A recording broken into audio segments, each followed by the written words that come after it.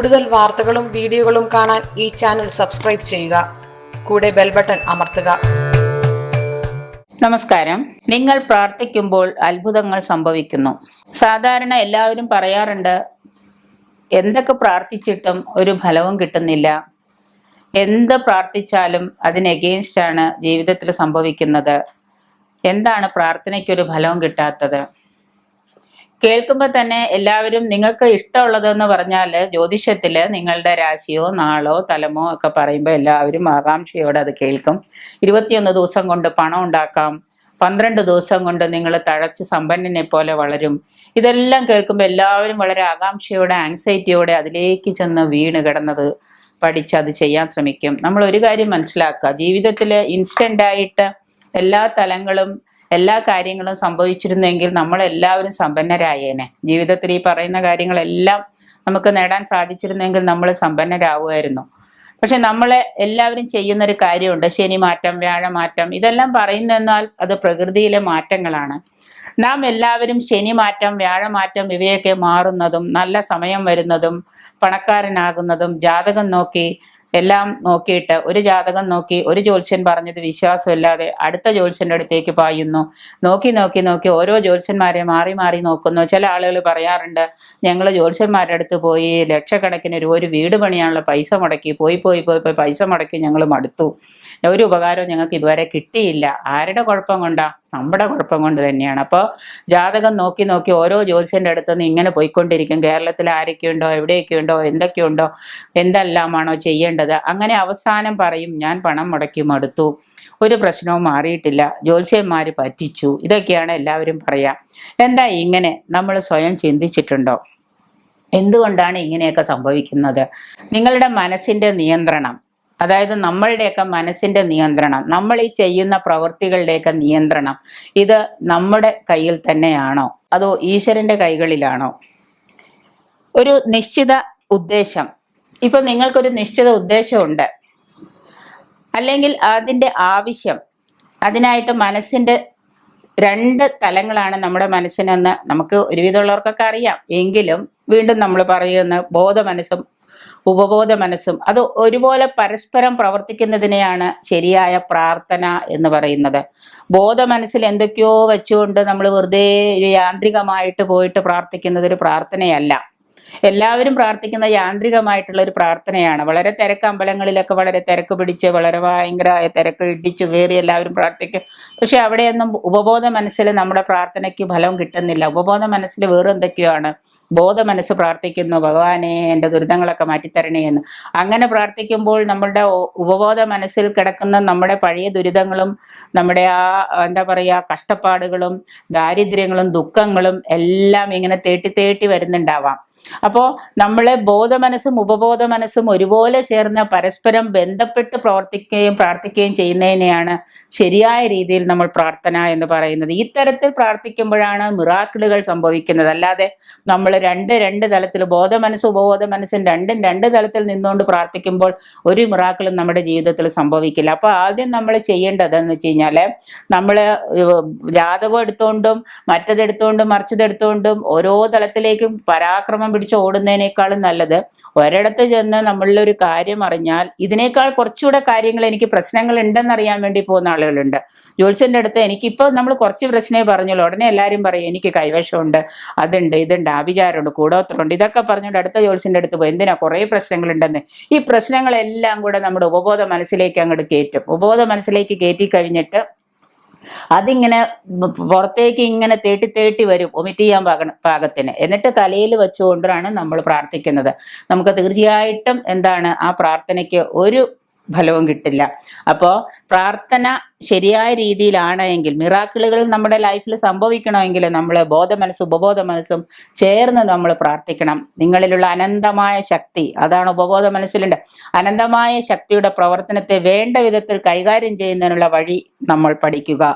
നിങ്ങൾ അത് പഠിച്ചു കഴിഞ്ഞാൽ നമ്മളുടെ ബോധ മനസ്സും ഉപബോധ മനസ്സും ചേരുന്ന അനന്തമായ ശക്തി, നിങ്ങളുടെ ഉള്ളിലുള്ള അനന്തമായ ആ ഉറവിടം, അതിൻ്റെ ശക്തി നിങ്ങൾ പഠിക്കുക. നിങ്ങളുടെ ജീവിതത്തിൽ യഥാർത്ഥത്തിൽ എന്താണോ നിങ്ങൾ കൂടുതൽ ആഗ്രഹിക്കുന്നത്, നിങ്ങളുടെ ജീവിതത്തിൽ നിങ്ങളുടെ സന്തോഷവും സമാധാനവും ആഗ്രഹങ്ങൾ എന്താണോ, അത് കൂടുതൽ പണമാണോ, സമ്പന്നതയാണോ, ഐശ്വര്യമാണോ, എന്താണോ നിങ്ങൾ കൂടുതൽ ആഗ്രഹിക്കുന്നത്, സ്നേഹമാണോ, ആ ആഗ്രഹിക്കുന്നത് നിങ്ങളെ കൂടുതൽ സന്തോഷകരവും സമ്പന്നവുമായ ഒരു ജീവിതത്തിലേക്ക് അത്ഭുതകരമായിട്ട് നിങ്ങളെ കൊണ്ടുവന്ന് എത്തിക്കും. അപ്പൊ നമ്മൾ പ്രാർത്ഥിക്കുന്ന പ്രാർത്ഥനകള് നമ്മൾ ഏറ്റവും കൂടുതൽ എന്താണോ ആഗ്രഹിക്കുന്നത് അത് ആ രീതിയിൽ തന്നെ നമ്മളെ കൊണ്ടുവന്നെത്തിക്കും.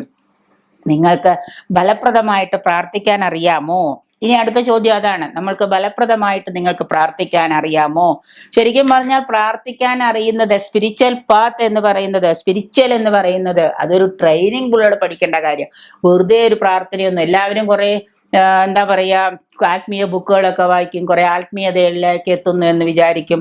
അങ്ങനെ വിചാരിച്ചാലൊന്നും ഇത് പ്രാർത്ഥനയാവില്ല. നമ്മൾ ശരിക്കുള്ള യഥാർത്ഥമായൊരു പ്രാർത്ഥന അതെന്താണെന്ന് നിങ്ങൾക്കറിയാമോ? നിത്യജീവിതത്തിൽ ജോലി തിരക്കിൽ, സാധാരണ എല്ലാവർക്കും ഡെയിലി പല തിരക്കും പല പ്രശ്നങ്ങളും ഒക്കെയാണ്. അപ്പൊ നിത്യജീവിതത്തിൽ പല ജോലി തിരക്കിലും എപ്പോഴൊക്കെയാണ് നമ്മൾ പ്രാർത്ഥിക്കുക? അടുത്ത ചോദ്യം. എല്ലാവരും പറയുന്നത് എനിക്ക് ഭയങ്കര ജോലി തിരക്കാണ്, രാവിലെ ജോലിക്ക് പോകണം, വൈകിട്ട് വരുമ്പോൾ ലേറ്റ് ആവും, പ്രാർത്ഥിക്കാനൊന്നും സമയമില്ല. അപ്പോൾ നിത്യമായ ജീവിതത്തിലെ ജോലി തിരക്കിൽ എപ്പോഴൊക്കെയാണ് പ്രാർത്ഥിക്കുക? ഭയം, കഷ്ടപ്പാടിന്റെ മൂർധന്യാവസ്ഥയില്, വല്ലാത്ത രോഗം മൂർച്ഛിച്ച് നമ്മൾ മരണാസന്നനായി കിടക്കയിലേക്ക് പോകുന്നു എന്ന് തോന്നുമ്പോൾ, കടം വന്ന് തലയിൽ കയറി കഷ്ടപ്പാടും ദുരിതവും ദാരിദ്ര്യവും എല്ലാം കഷ്ടത്തിലേ വരുന്ന സമയത്ത്, രോഗം കൊണ്ട് ബുദ്ധിമുട്ട്, ഭയം, മറ്റുള്ളതിനേക്കാളും എല്ലാവരും നമ്മളെ കഷ്ടപ്പെടുത്തുന്നു, ഭയം വന്ന് കയറുമ്പോൾ, ഇങ്ങനെയുള്ള സമയങ്ങളിലൊക്കെയാണോ നമ്മൾ പ്രാർത്ഥിക്കേണ്ടത്? മരണം അടുത്തു വരുമ്പോൾ എല്ലാവരും കണ്ണടച്ച് ദൈവത്തെ വിളിക്കും. പല ആളുകളും അത്യാസന്ന നിലയിൽ പ്രാർത്ഥിക്കും. തീർച്ചയായും കഷ്ടപ്പാടുകൾ നിറഞ്ഞ സമയത്ത് പ്രാർത്ഥന സഹായമായി നമ്മുടെ കൂടെ ഉണ്ടാകണമെങ്കിൽ നമ്മൾ എന്ത് ചെയ്യണം?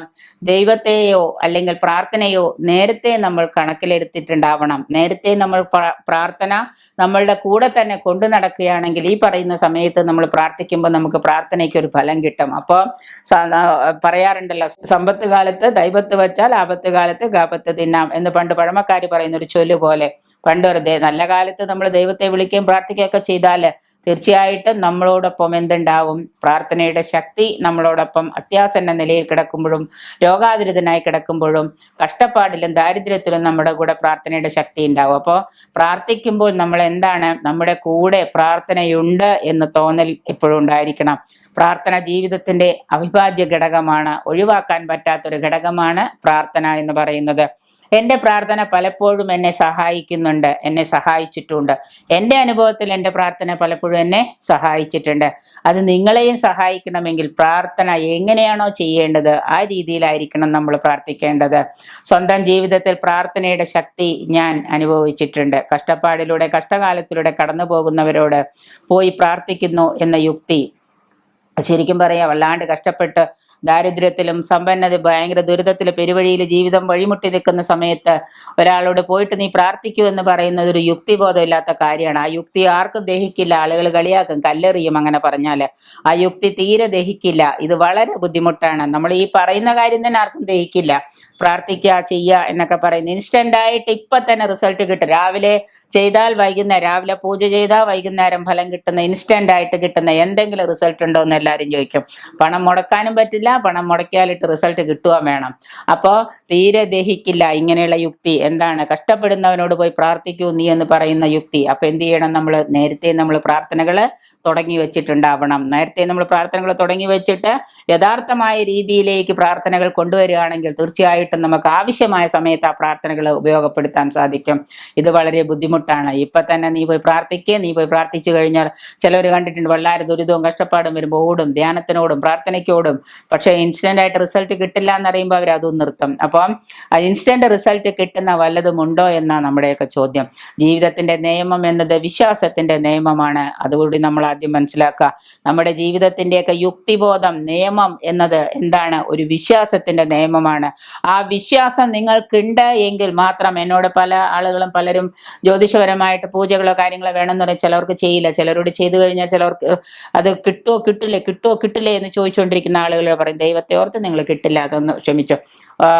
പല സഹോദരിമാരും പറയാറുണ്ട്, ഇന്ന് രാവിലെ ചെയ്ത് 4 ദിവസം കഴിയുമ്പോഴേക്കും ഉടനെ ചോദിക്കും, ഞങ്ങൾ ചെയ്തിട്ടൊന്നും ഫലം ഉണ്ടായില്ല, എന്തത് തട്ടിപ്പാണോ എന്ന് ചോദിക്കുന്ന പലരും ഉണ്ട്. നിങ്ങൾ അങ്ങ് ചോദിക്കുമ്പോൾ ഒരു കാര്യം മനസ്സിലാക്കാം, നിങ്ങളുടെ മനസ്സിലും ഉപബോധ മനസ്സിലും പ്രാർത്ഥനയ്ക്ക് ശക്തിയില്ലാത്തത് കൊണ്ടാണ് നിങ്ങൾ ചെയ്യുന്നതിന് ഫലം കിട്ടാത്തത്. നമ്മൾ എന്ത് ചെയ്താലും ചെയ്യുന്ന ആൾക്ക് അതിന്റെ ഫലം കിട്ടുന്നുണ്ടെങ്കിൽ നമ്മളുടെ മനസ്സും പ്രാർത്ഥനയും ഉപബോധ മനസ്സും എല്ലാം ഒരുപോലെ ഇരിക്കണം. അപ്പൊ അതുകൊണ്ട് വിശ്വാസം, നമ്മുടെ ജീവിതത്തിന്റെ യുക്തി എന്ന് പറയുന്നത് വിശ്വാസമാണ്. ആ വിശ്വാസത്തിന്റെ നിയമമാണ് നമ്മുടെ ജീവിതത്തിന്റെ നിയമം. എന്തിനു വേണ്ടിയാണോ നാം പ്രാർത്ഥിക്കുന്നത് അതിലുള്ള പൂർണ്ണമായ വിശ്വാസം അല്ലെങ്കിൽ മാനസികമായ അംഗീകാരം, അതാണ് പ്രാർത്ഥനയെ ബലവത്താക്കുന്നത്. നമ്മുടെ മാനസികമായ അംഗീകാരം, നിങ്ങൾ മനസ്സിൽ അംഗീകരിക്കുന്നുണ്ടോ പ്രാർത്ഥനകളെ, എങ്കിൽ തീർച്ചയായിട്ടും നിങ്ങൾക്കതിൻ്റെ ഒരു റിസൾട്ട് ഉറപ്പായിട്ടും കിട്ടിയിരിക്കും. അപ്പോഴാണ് നമ്മുടെ ജീവിതത്തിൽ പ്രാർത്ഥനകളിലൂടെ മിറാക്കിളുകൾ സംഭവിക്കുന്നത്. പണ്ട് പറയാറുണ്ടല്ലോ, എന്തൊക്കെയോ മിറാക്കിൾ എൻ്റെ ജീവിതത്തിൽ സംഭവിച്ചു എന്ന്. ആ മിറാക്കിളുകളാണ് നിങ്ങളുടെ പ്രാർത്ഥന. അങ്ങനെ മിറാക്കിൾ പ്രാർത്ഥിക്കാൻ നിങ്ങൾ പഠിച്ചാൽ തീർച്ചയായിട്ടും എല്ലാവർക്കും പ്രാർത്ഥനയുടെ ഫലം കിട്ടും. അതുകൊണ്ട് തന്നെ നാം എല്ലാവരും വിശ്വാസത്തോടെ പ്രാർത്ഥിക്കുക. വിശ്വാസത്തോടെ പ്രാർത്ഥിച്ച് അതേ രീതിയിൽ നമ്മുടെ ജീവിതത്തിലെ പല അത്ഭുതങ്ങളും നടപ്പിലാക്കിയെടുക്കാൻ ശ്രമിക്കുക. അങ്ങനെ ആയിരിക്കട്ടെ നമ്മുടെ എല്ലാവരുടെയും പ്രാർത്ഥനകളുടെ ഫലം.